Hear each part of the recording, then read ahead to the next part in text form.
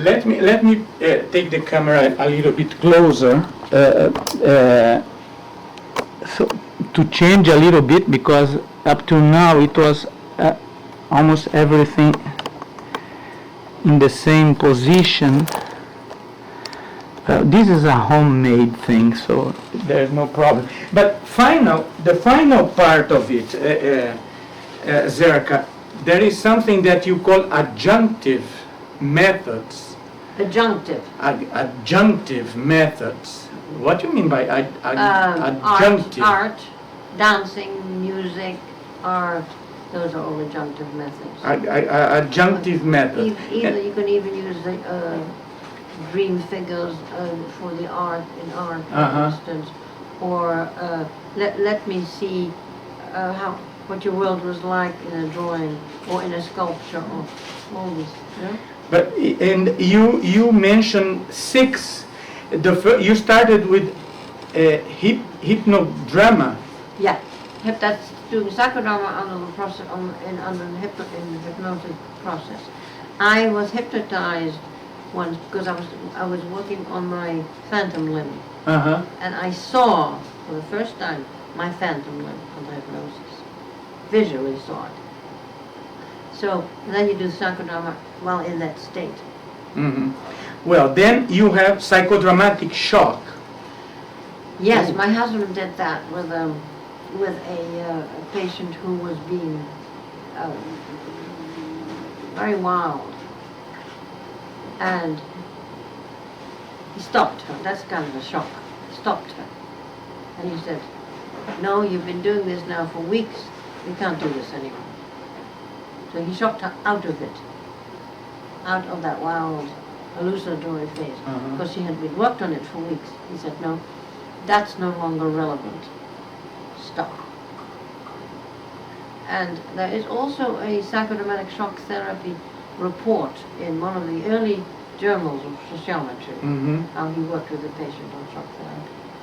And it's also challenging them to change their behavior. Now, then we have a third. Well, I'll tell you how I did psychodramatic shock.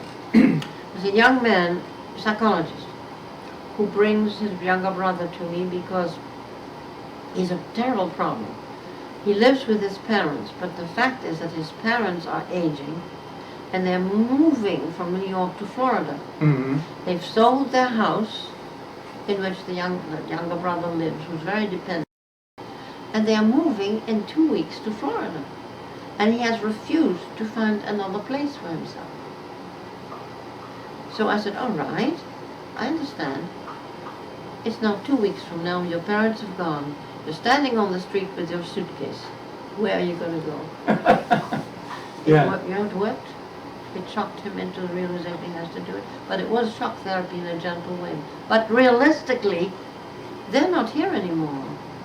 You have to think of doing something for yourself. You take the person by surprise by presenting something that is unexpected. You intensify the experience in a way that they're not able to do themselves, in order they can see what they're doing to themselves. Yeah. Then we have improvisation for personality assessment. Personality assessment. Yes, this means a young man is looking for a job, and it's his first job, and he's very nervous. So we improvise the scene to make him feel that he can manage it. And also, we do that also with assessment. I mean, you have some people who are difficult to deal with in your world, and you think, how can I assess their personality? Now, a psychodramatist can help you with that. Then, didactic psychodrama and role-playing. Yes, that's an educational form, obviously. Yeah, using role-play. You're the student, you're the teacher. This is the context of the confrontation. That's it. And it may not be a real one, but it may be something that the whole group has experienced at one time or another. Yeah. And now let's reverse. Then you are no longer the student, you are the teacher, and you take that role. Yeah. Fine. It's taking a role other than the self, but it's reality-based.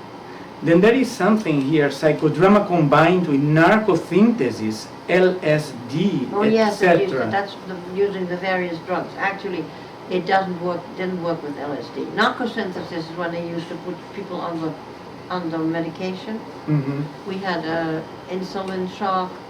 Actually, we found that the more medication you use, the worse it is, the less of psychodrama you can use. Mhm. But there were some people who were trying to do that. And then finally, from your list, you have this family psychodrama and family therapy. Yeah. Well, you saw the article I showed you. Mhm. Time, reality, space, reality, and the family. We worked with an entire family. I think if you are interested in that, it's very specific. Mhm. Yeah. Working with family. I think it's in my book. Yeah. In the last book, there's the quintessential Zerka. Yes. It's in there. Yeah. Yeah. But people don't know. No. People who are. Right. No, it's Well, very interesting to work with the whole family. But from all these, Zerka, now it was this paper was came in well, at least here 1982. I'm assuming that this was written before. But do you It was written before. That book is what date is that book? This book was done in copyright 1964. Okay. And So it was done in 64. yeah. And there's how many copies? Sorry, 69. 69. 69. And what does it say there on the monograph? Well, the date of printing was 82.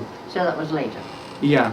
But is there any update that you think that No, it's... I haven't updated it. No, but do you think that there is something really new? Oh, if I that, did it now, I would write it probably differently. Mhm. Use some of the same ideas, but describe them differently. Mhm. Well, that's it. So, to end this, if not yet ended, so how we could end that video?